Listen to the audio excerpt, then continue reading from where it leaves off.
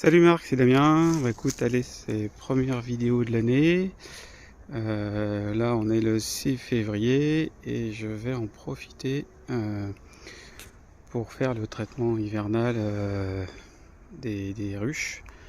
Je l'ai pas fait l'année dernière, donc je vais le faire cette année, car j'ai quand même pas mal de pertes, trop pour moi. À savoir qu'aujourd'hui, il me reste ces trois ruches-là. Celle-là, elle est décédée. On peut voir ici, je sais pas pourquoi, on peut voir ici toutes les abeilles. Ici c'est un tas d'abeilles mortes qui est devant la ruche. Donc je pense que ça doit être le varroa. Pourtant j'ai regardé le couvain.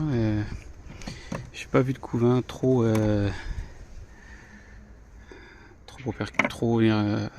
piqué par le varroa. Il y avait encore de la nourriture, hein, donc ils sont pas mortes de faim. Et ça fait comme l'année dernière, tout à coup, bon là les cires elles sont abîmées parce que je les ai laissées cet hiver, mais tout à coup au mois d'octobre, très très rapidement, je les ai vus, j'ai vu devant là de plus en plus d'abeilles décédées. Et bon, je sais pas, je pense que c'est peut-être le varroa, mais ce qu'il y a c'est que j'ai plus de couvain nulle part dans les barrettes. Donc là on voit qu'il y a de la nourriture, hein, pas de souci, c'est pas morte de faim, parce que c'était vraiment en début de novembre. Alors là peut-être un peu, voilà, est-ce que c'est du couvain un peu piqué là, j'avais vu, peut-être que ça peut expliquer le varroa, mais bon. Donc néanmoins, celle-là elle n'est plus là.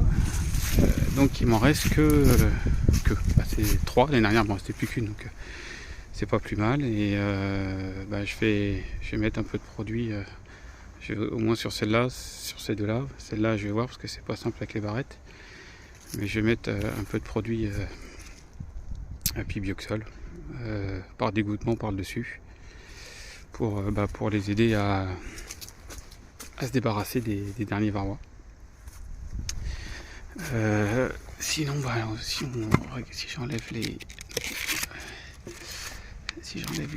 les protections, pas les protections, les polystyrènes, donc on voit les abeilles qui sont derrière. Donc ça, j'ai vérifié de temps en temps cet hiver, elles étaient toujours là. Donc il y en a au moins sur 1, 2, 3, 4 rangées. Donc c'est pour ça que j'ai pas trop resserré, parce qu'elles sont déjà de là à là, elles sont là. Donc je vais regarder quand même s'il reste un peu de nourriture ici.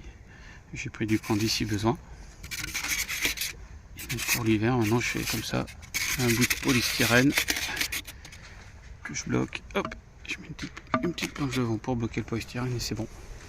Et là je vais faire pareil, mais c'est un peu plus compliqué parce que j'ai mis une planche devant, mais c'est pareil, derrière il y a 2 couches de polystyrène et les abeilles sont derrière. Donc voilà, je vais faire pause et puis je vais commencer par celle-là et j'ai préparé du produit ici. Allez, pause. Allez, je reprends. Donc du coup le produit je l'ai préparé dans une bouteille réchauffée et je l'ai mis dans une seringue comme ça qui fait, là il fait 55 ml. Et normalement, alors c'est 50 pour les grosses ruches d'Adam, donc nous, à mon avis, avec 35, ça suffirait largement par ruche. Donc j'ai préparé, c'est chaud et je vais le faire dégouttement par-dessus. Je vais les enfumer un peu.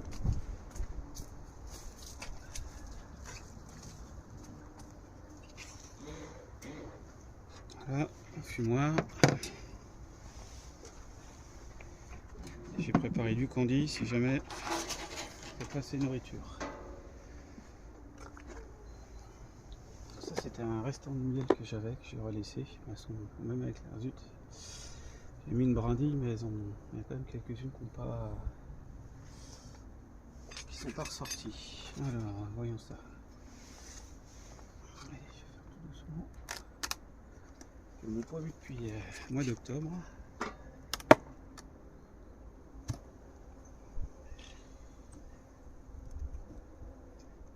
pas venu plus tôt parce que il faisait froid. On a eu le coup de froid là. Il y a 15 jours, il faisait moins 5 degrés. Donc là, j'ai attendu qu'il fasse au moins 11 ou 12 degrés pour sortir cet après-midi. Ça va pas, je pas de mes gamins.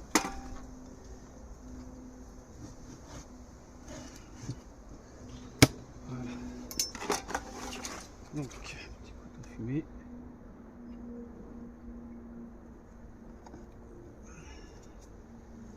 C'est super. Alors, voilà une belle ruche. Alors, je vais profiter pour enlever le traitement lanière. Je sais que c'est très tard, mais moi comme je l'ai mis au mois de après mes bandelettes acide oxalique, je l'ai mis vraiment en octobre, novembre là. C'était très tard, mais voilà, je pouvais pas l'enlever avant. Donc j'enlève la lanière. Voilà.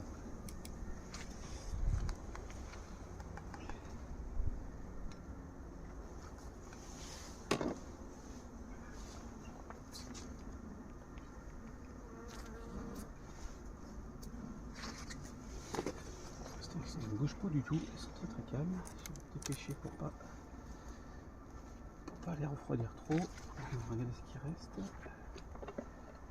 Ah, c'est vide. Donc il n'est pas content déjà. Là, je pense que je vais la nourrir parce que ça et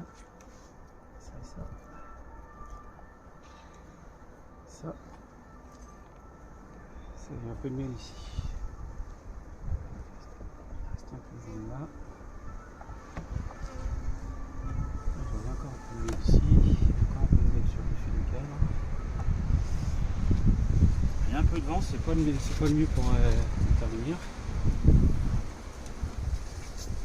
Alors, je vais faire le découpement. 5 ml par intercadre.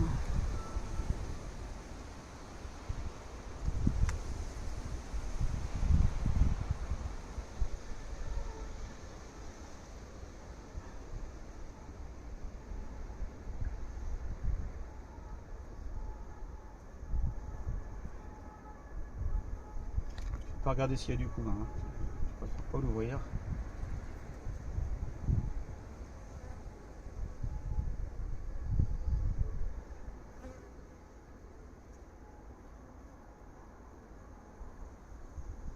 Voilà, ça comme ça.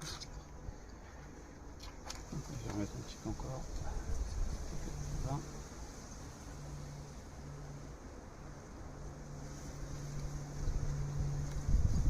Voilà.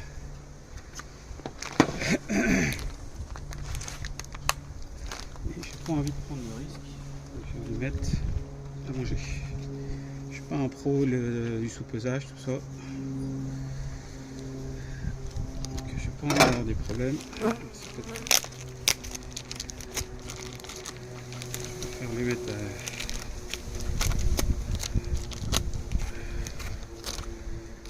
1 kg de candide dessus comme ça. Voilà. Alors, je pense que si je mets le couvre-feu, ça passe pas. Alors ça passe pas, c'est ce que je pensais. Alors, je vais mettre le nourrisseur à l'envers.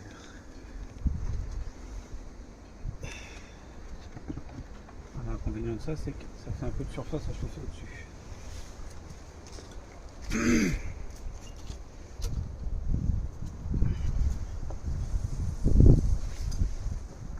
Allez, j'enlève les abeilles.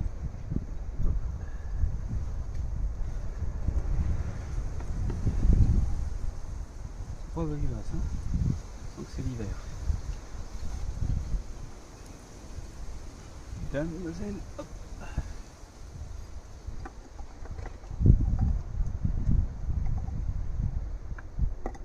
Allez, approche-toi. Voilà. Sur la plante d'envol. Voilà. On commence.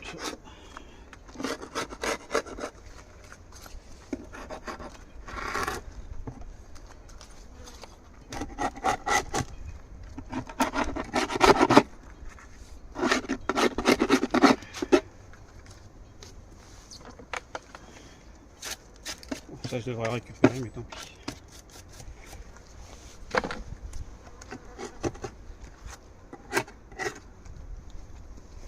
Voilà. Allez.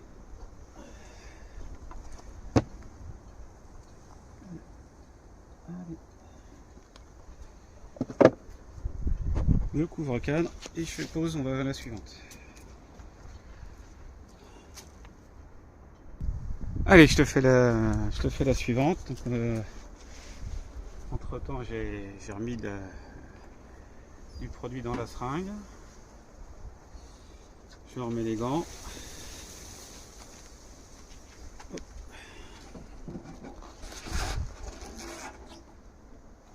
Et j'ouvre. Là, j'avais laissé un rayon de la Kenyane que j'avais cassé. Dedans, normalement, il y a du miel, mais pour l'instant, ils sont pas venus le chercher.